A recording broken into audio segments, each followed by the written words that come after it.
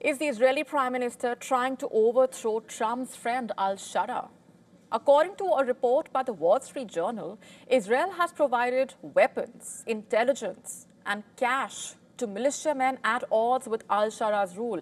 In fact, the report starts off with developments from December 2024. It says that helicopters from Israel began to arrive in southern Syria on December 17, 2024.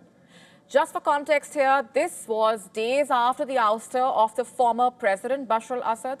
Remember, Assad was toppled on December 8, 2024. This was after the offensive led by Sharaa and the Hayat Tahrir al-Sham.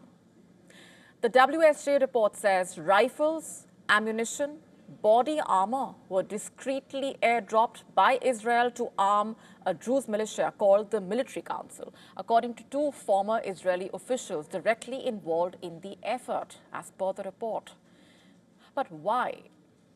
As per the report, at the heart of this is the way Israel viewed Sharaa.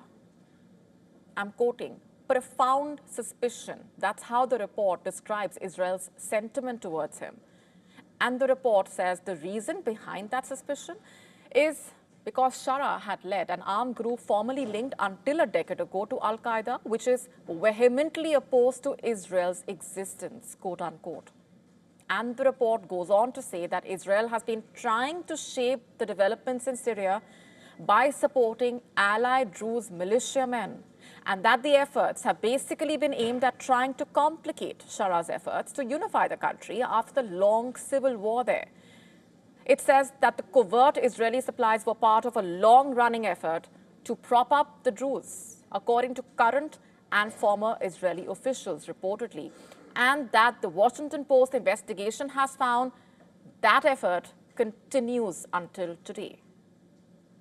Let's just take a step back here. What are the larger implications here? What about America's sentiment?